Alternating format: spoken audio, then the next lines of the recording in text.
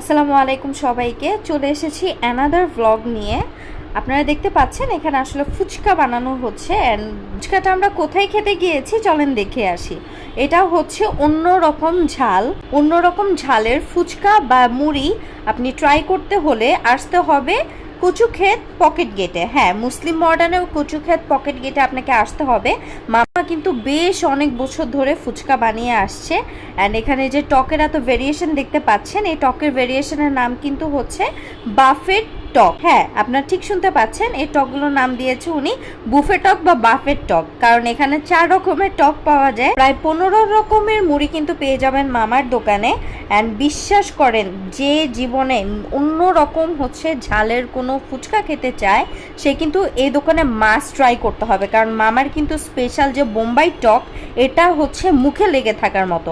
আজকে এই পর্যন্তই। আসসালামু আলাইকুম, সবাই ভালো থাকবেন।